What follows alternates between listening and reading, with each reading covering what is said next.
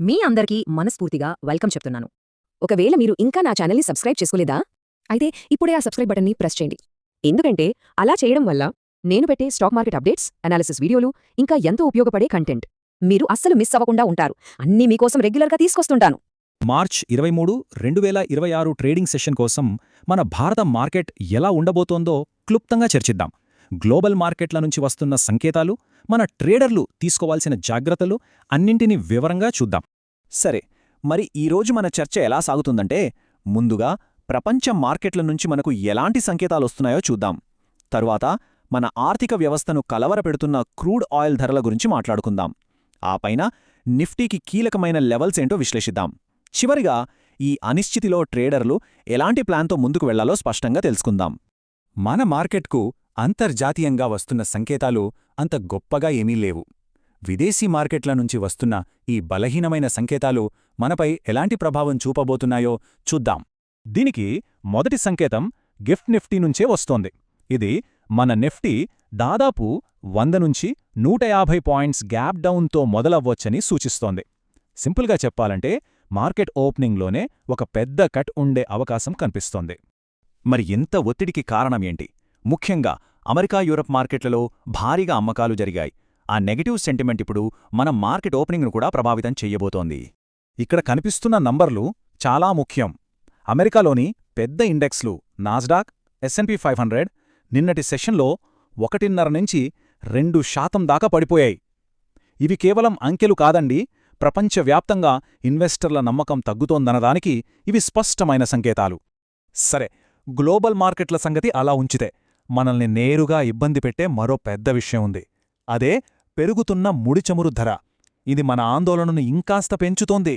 అంతర్జాతీయ మార్కెట్లో Brent crude oil ధర ఒక బ్యారెల్కు $110 నుంచి $115 మధ్య ఉంది. ఈ రేంజ్ మన భారత ఆర్థిక వ్యవస్థకు అస్సలు మంచిది కాదు. ఇది మనకు ఎందుకు ఇంత పెద్ద సమస్య అంటే, ఆలోచించండి. మనకు కావలసిన ఆయిల్లో 85% మనం బయటినుంచే కొంటున్నాం. అంటే ధర పెరిగితే మనం ఎక్కువ డాలర్లు చెల్లించాలి. ఇది మన రూపాయి విలువను తగ్గించి మార్కెట్ సెంటిమెంట్ను నేరుగా దెబ్బతీస్తుంది. అయితే ఈ ధరల పెరుగుదల దెబ్బ అందరికీ ఒకేలా తగలదు. పెయింట్స్, సిమెంట్ లాంటి రంగాలకు ఇది పెద్ద నష్టం. వాటి ప్రొడక్షన్ ఖర్చులు విపరీతంగా పెరిగిపోతాయి. అదే సమయంలో ONGC లాంటి ఆయిల్ ఉత్పత్తి కంపెనీలకు ఇది లాభాల పంట పండించవచ్చు. ఓకే, ఈ గ్లోబల్ టెన్షన్లు, క్రూడ్ ఆయిల్ భయాల మధ్య మన నిఫ్టీ పరిస్థితి ఏంటి? అసలు ఈరోజు యుద్ధం ఏ లెవెల్స్ దగ్గర జరగబోతుంది? ట్రేడర్లు ఏ నంబర్లపై కన్నేసుంచాలో చూద్దాం. ముందుగా మనం సైకలాజికల్ సపోర్ట్ అంటే ఏంటో తెలుసుకోవాలి. ఇది పెద్ద టెక్నికల్ వ్యవహారం కాదు. సింపుల్గా అందరి మనసులో నాటుకుపోయిన ఒక రౌండ్ ఫిగర్. ప్రస్తుతం నిఫ్టీకి అలాంటి మ్యాజిక్ నంబర్ 23,000.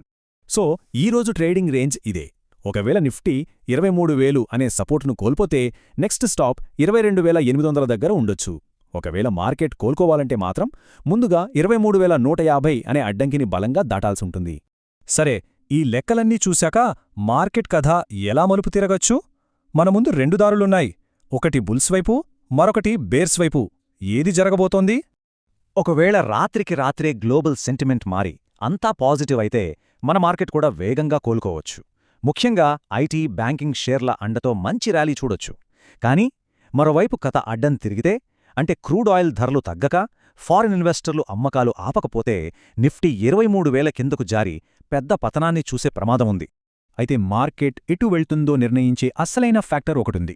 అదే ఫారిన్ ఇన్వెస్టర్స్ FIIs అమ్మకాలకి, మన డొమెస్టిక్ ఇన్వెస్టర్స్ DIIs కొనుగోళ్లకి మధ్య జరిగే పెద్ద యుద్ధం.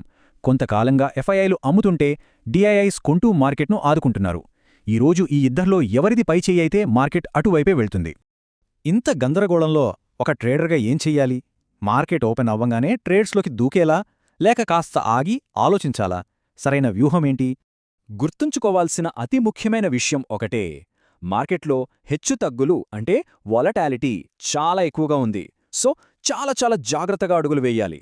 తొందరపాటు నిర్ణయాలు అస్సలొద్దు. అందుకే ఒక సింపుల్ 2 దశల ప్రణాళిక. 1. మార్కెట్ ఓపెన్ అయిన వెంటనే ట్రేడ్ చేయడానికి కంగారు పడొద్దు.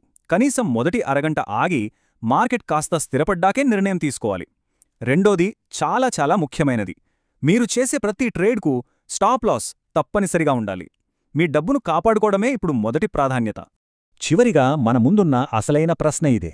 ఈ గ్లోబల్ ఒత్తిడి, క్రూడాయిల్ సవాళ్ల మధ్య మన మార్కెట్ కీలకమైన సపోర్ట్ లెవెల్స్ దగ్గర నిలబడుతుందా? లేదా రాబోయే రోజుల్లో మరింత లోతైన కరెక్షన్ చూడబోతున్నామా? దీనికి సమాధానం కోసం తర్వాతి సెషన్ కీలకం కానుంది. చూద్దాం ఏం జరుగుతుందో.